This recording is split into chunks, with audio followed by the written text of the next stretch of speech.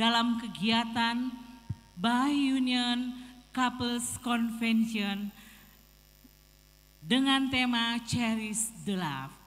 Kita akan memulaikan rangkaian kegiatan kita pada pagi hingga siang hari ini.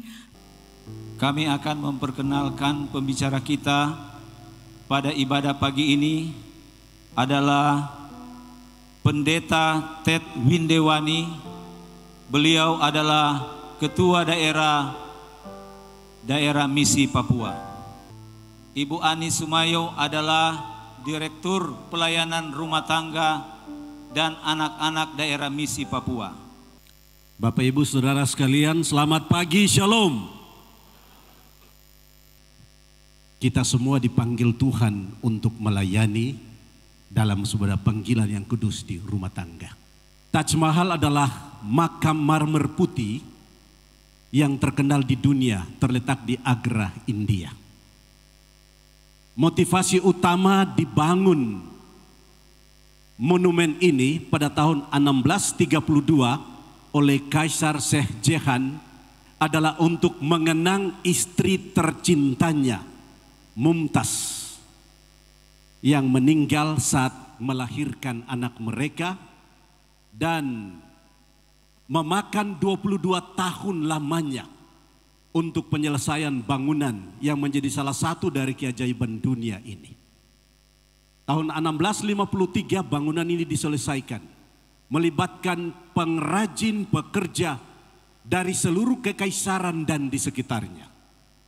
Kemudian Badan Warisan Dunia UNESCO mengabadikan ini sebagai simbol cinta kasih abadi, situs warisan untuk mengenang seorang istri, Mumtaz, yang meninggal dalam statusnya sebagai istri karena melahirkan. Tahukah Anda bahwa di dalam Alkitab juga ada sebuah Taj Mahal yang memberikan bagi kita kenangan dari kisah seorang keluarga. Saya ingin kita merenungkan pada pagi ini dalam Kejadian pasalnya yang ke-23, Gua Makpelah. Gua ini merupakan sebuah kenangan bagi keluarga Abraham. Itu sebabnya Alkitab adalah buku pedoman rumah tangga yang sempurna. Dalam Kejadian pasal 2 ayat 24 kita dapati di sana formula ideal rumah tangga. Tuhan menciptakan seorang laki-laki, itulah Adam, dan menciptakan dari tulang rusuk Adam, itulah Hawa, dan membentuk formula ideal rumah tangga, satu pria dan satu wanita dalam rumah tangga pertama di Taman Eden. Kejadian pasal 3, hancurnya rumah tangga ideal ini karena dosa, tetapi kekudusan rumah tangga itu tetap Tuhan pelihara. Ketika Adam dan Hawa tinggalkan Taman Eden, titipan kudus rumah tangga dan hari Sabat ini seakan-akan dititipkan kepada Adam dan Hawa.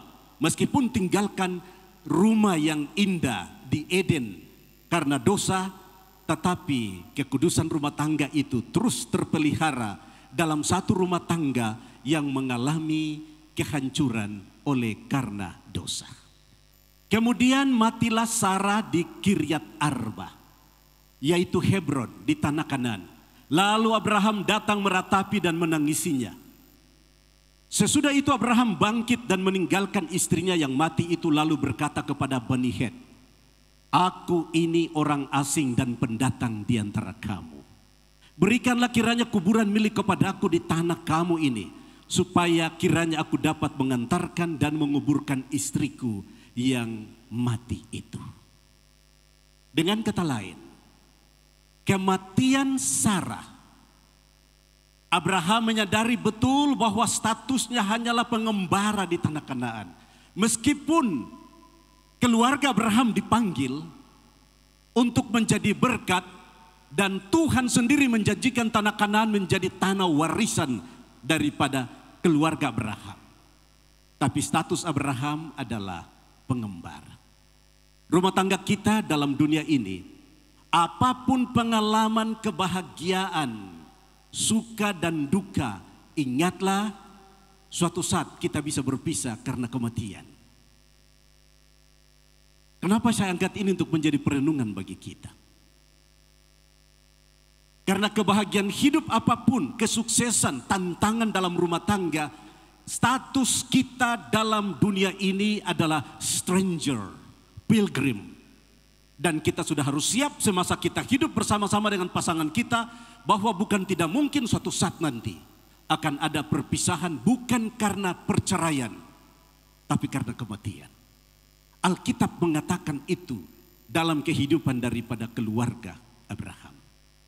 Abraham mengalami perjalanan panjang dengan Sarah. Dipanggil dari kampung halaman Ur Kasdim dalam status sebagai pengembara, menantikan janji keturunan mereka seperti bintang di langit dan pasir di tepi pantai.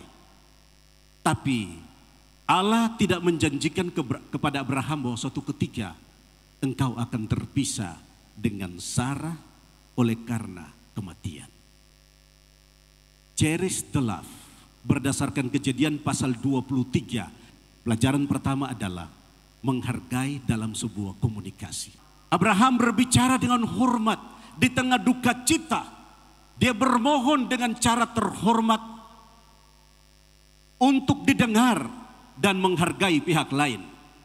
Dalam rumah tangga, komunikasi yang baik dan penuh penghargaan sangat diperlukan. Jangan biarkan kata-kata kasar atau tidak peduli merusak hubungan pasangan dalam rumah tangga. Pena Inspirasi berkata, kata-kata ramah, penampilan yang menyenangkan, wajah ceria, melemparkan pesona ke lingkaran keluarga yang lebih kuat daripada kekayaan atau pengetahuan. Itu sebabnya dalam rumah tangga, ungkapan kasih yang kecil sehari-hari memperkuat ikatan keluarga. Cherish the love. Kedua, terakhir. Cherish the love dalam Kejadian 23 mengajarkan tentang memberi yang terbaik. Mari kita baca Kejadian 23 ayat 7 dan 8. Kemudian bangunlah Abraham lalu sujud kepada Bani Het, penduduk negeri itu, serta berkata kepada mereka, jika kamu setuju bahwa aku mengantarkan dan menguburkan istriku yang mati itu, maka dengarkanlah aku dan tolonglah mintakan dengan sangat kepada Efron bin Sohar, supaya ia memberikan kepadaku gua Makpela miliknya itu, yang terletak di ujung ladangnya. Baiklah itu diberikannya kepadaku dengan harga penuh untuk menjadi kuburan milikku di tengah-tengah kamu. Abraham tidak hanya mencari solusi yang murah walaupun dalam kondisi duka. Status sebagai stranger, pilgrim. Tetapi Abraham memberi harga yang pantas di dalam rumah tangga. Ini berarti kita harus memberikan yang terbaik dalam setiap aspek. Baik itu waktu, perhatian, cinta, dan komitmen. Pasangan kita layak mendapatkan yang terbaik dari kita, bukan yang sisa-sisa daripada kita. Memberi yang terbaik. Abraham tidak berikan yang setengah, yang sisa. Walaupun itu untuk sebuah Taj Mahal, gua Makpela. Dia tawarkan dengan harga yang mahal, 400 sikal demi menjadi makam. Bukan hanya bagi Sarah, tapi kemudian bagi Abraham, bagi Ishak, dan bagi Yakub. Dalam rumah tangga, kita perlu memberi yang terbaik. Yang terakhir, cherish the love dalam Kejadian 23 mengajarkan tentang menjaga integritas dan komitmen terhadap pasangan. Cherish the love. Kejadian 23, Abraham ini yang dilaksanakan, menjaga integritas dan komitmen terhadap pasangan. Abraham menunjukkan komitmen dalam membeli makam bagi Sarah. Ini mengajarkan kita pentingnya menjaga integritas dalam janji-janji kita. Baik dalam hal besar maupun kecil, setiap janji yang kita buat dalam rumah tangga harus dipenuhi dengan sepenuh hati. Perjalanan bahtera rumah tangga masing-masing kita, berapapun usianya, ingatlah ada janji kudus pernikahan yang kita lakukan dalam keadaan senang, dalam keadaan susah, diberkati atau tidak, sehat atau sakit, kecuali hingga kematian yang memisahkan kita. Pena Inspirasi berkata dalam Adventist Home halaman 105, marriage is something that will influence and affect your life both in this world and in the world to come. Pernikahan, rumah tangga, itu sangat mempengaruhi kehidupan kita bukan hanya dalam dunia ini, tapi sampai pada dunia yang kekal, dunia akan datang, itulah Yerusalem baru. Itu sebabnya rumah tangga itu adalah persatuan yang kudus, sacred union.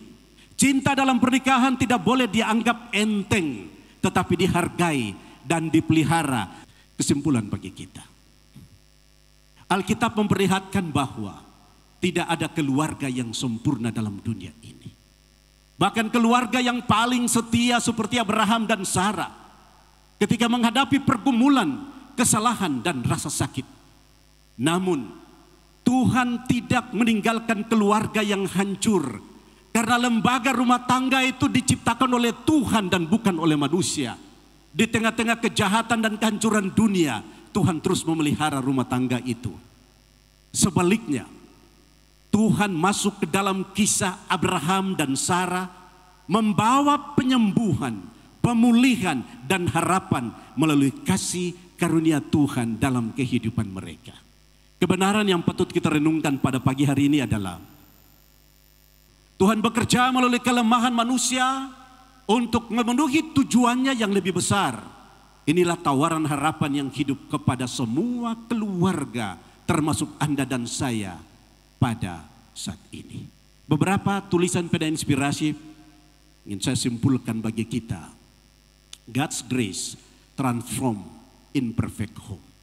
Hanya kasih karunia Allah yang dapat merubah, mentransformasi setiap pasangan rumah tangga yang tidak sempurna kepada kesempurnaan sesuai dengan rencana Tuhan. Betapapun hati-hatinya kita menjaga rumah tangga kita, kejahatan akan mengganggu dan kita akan mengalami kesedihan dan kecemasan. Tetapi ini seharusnya tidak mengecilkan hati kita. Rumah tangga itu dapat menjadi surga kecil di bumi jika kehendak Allah dilakukan di dalam rumah tangga.